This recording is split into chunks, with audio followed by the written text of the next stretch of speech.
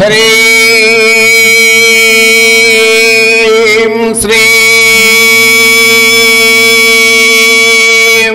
శ్రీ శివాయ నమః. లలితా సహస్రనామములలో 998వ నామము శ్రీ శివ. ఈ నామము 3 అక్షరములు కలిగిన నామము. శ్రీ శివ అను నామమునకు అర్థము శ్రీ, శ్రీతో కలిసి ఉన్న శివ పార్వతీదేవి. జగన్మాత లలితా మహాత్రిపుర సుందరి యొక్క అంశాస్వరూపమైన జగన్మాత పార్వతీదేవిని శ్రీయుక్తమైన అతి పవిత్రమైన శోభాయుతమైన శ్రీ అనగా లక్ష్మీ సరస్వతులతో కూడి త్రిమాతాత్మక స్వరూపమును గురించి వసిన్యాది వాగ్దేవతలు ఈ నామములో వివరిస్తున్నారు. శివ శివ అయిన పార్వతీ పరమేశ్వరులకు భేదము లేకపోవుటచే వారు ఆ తల్లిని శ్రీ శివ అనే నామముతో సంబోధించి కీర్తించారు. శివుని యొక్క చైతన్య శక్తి శివ అయిన పార్వతీదేవి. శివుడు స్థాణురూపుడు. ఆయనకు చైతన్యము కలిగించగలిగినది జగన్మాత పార్వతీదేవియే. ఈ విషయమును జగద్గురువులు ఆదిశంకరులు సౌందర్యలహరిలోని మొదటి శ్లోకములోనే ఈ విధముగా వివరించారు. శివ శక్త్యాయుక్తో యది భవతి శక్తః ప్రభవితుం నచేదేవం దేవో న ఖలు కుశల స్పందితుమపి అతస్త్వామారాధ్యాం హరిహర విరించాదిభిరపి ప్రణంతుం స్తోతుం వా కథమకృత పుణ్యః ప్రభవతి. శివశక్తుల రూపము అభేదమైనది. ఆ రూపమును స్మరిస్తూ ఆదిశంకరులు, అమ్మా, ఈశ్వరుడు కూడా చైతన్య స్వరూపిణివైన నీతో కలిసి ఉన్నప్పుడే తన కార్యములను సమర్థవంతముగా నిర్వహించగలడు. నీతో కలిసి లేని శివుడు స్థాణురూపుడే, కదలడానికి కూడా అశక్తుడు. నిన్ను ఆరాధించే హరిహర బ్రహ్మలు సృష్టి స్థితి లయ కార్యములను సమర్థవంతముగా నిర్వహించగలుగుతున్నారు. జగన్మాత కంచి కామాక్షి పరిపూర్ణ అనుగ్రహమునకు పాత్రులైన శ్రీ మూకశంకరుడు తన మూక పంచశతిలోని ఆర్యాశతకములోని మొదటి శ్లోకములోనే ఏ విధముగా వివరించారో చూడండి.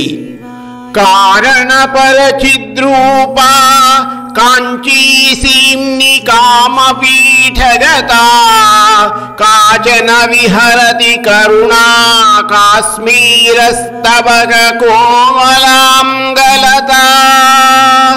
కాంచీపుర సీమలో కామపీఠములో స్థితమై ఉన్నదియు, కారణరూపిణియు, కారణాతీత చైతన్య శక్తియు, కుంకుమ పూల గుత్తులను పోలిన ఎర్రనైన కోమలమైన తీగ వంటి దేహము కలిగినదియు, దయాసముద్రురాలు అయిన వర్ణించుటకు వీలు కాని ఒకానొక మహాశక్తి విహరిస్తున్నది.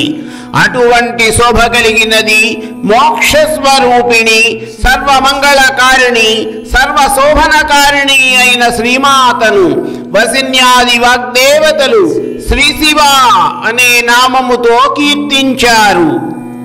శ్రీ అనే పదమునకు పరబ్రహ్మ స్వరూపము సర్వాంతర్యామి అయిన లలితాంబికను ఆశ్రయించి ఉన్నది అని అర్థము. జీవులందరూ కూడా జగజ్జనని అయిన పరమేశ్వరిని, తద్వారా శివతత్వమును ఆశ్రయించుకుని ఉన్నవారే కాబట్టి ఆ తల్లి శ్రీ శివ అనే నామముతో వ్యవహరించబడినది. లలితా సహస్రనామములలో మొదటి 3 నామములైన శ్రీమాత, శ్రీ మహారాజ్ఞి, శ్రీమత్ సింహాసనేశ్వరి, అదే విధముగా ఆఖరి శ్లోకములో మొదటి నామమైన శ్రీ శివ కూడా ఈ సమస్త చరాచర జగత్తు కూడా జగజ్జనని అయిన తల్లిపైనే ఆధారపడి ఉంటాయి అని వివరిస్తున్నాయి. శ్రీ శివ అనే నామములో ఉన్న మరొక రహస్యం ఏమిటంటే, ఈ సమస్త జగత్తుకు మాతాపితరులిరువురు కూడా జన్మదాతలు. అటువంటి తల్లిదండ్రులిరువురిని కూడా స్మరిస్తూ శ్రీ లలితా సహస్రనామములు శ్రీమాత అని తల్లిని స్మరిస్తూ ప్రారంభించి ఆఖరి శ్లోకములో శ్రీ శివ అని తండ్రిని స్తుతించి తరువాత పరమేశ్వరి వారిద్దరి రూపమైన శివశక్తి ఐక్య రూపిణి అని వివరించారు. ఇంకొక రహస్యం ఏమిటంటే శివ అనే నామములో ఈశ్వరుడొక్కడే ఉన్నాడు, కానీ శివ అనే నామములో శివుడు పార్వతి ఇద్దరూ కలిసి ఉన్నారు. ఈ ఇద్దరికి గౌరవ సూచకమైన నామమే శ్రీ శివ. శ్రీయుక్తమై అతి పవిత్రమైన శోభాయుతమైన లక్ష్మీ సరస్వతులతో కూడిన త్రిమాతాత్మకమై శివ శివాలకు అభేదమైన రూపము కలిగిన మహాద్భుతమైన రూపమే పరమేశ్వరి శ్రీ శివా.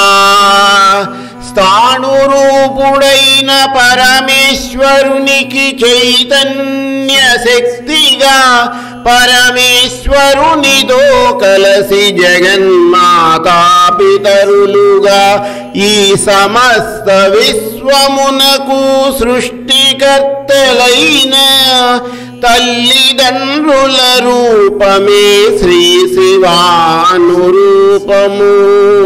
కారణ రూపిణి కారణాతీత చైతన్య శక్తిగా వర్ణించుటకు వీలు కాని ఒకానొక మహాశక్తిగా మోక్షస్వరూపిణి మంగళకారిణి శోభనకారిణి అయిన మాత శ్రీ శివారూపమును ధరించినది.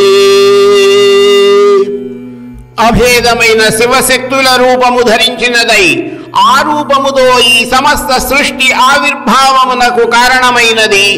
ఈశ్వరునకు సైతము చైతన్య స్వరూపిణిగా మోక్షస్వరూపిణి సర్వమంగళకారిణి కారణరూపిణి కారణాతీత చైతన్య శక్తి సర్వశోభనకారిణి అయిన జగన్మాత లలితా మహాత్రిపుర సుందరిని మనమందరము అనునిత్యము శ్రద్ధాభక్తులతో శ్రీ శివ అనే నామముతో స్మరిస్తూ ఆ తల్లి యొక్క అపారమైన కరుణా కటాక్షములకు పాత్రులము కావాలని మనసారా ప్రార్థిస్తూ శ్రీమాత చరణం శరణం మమ.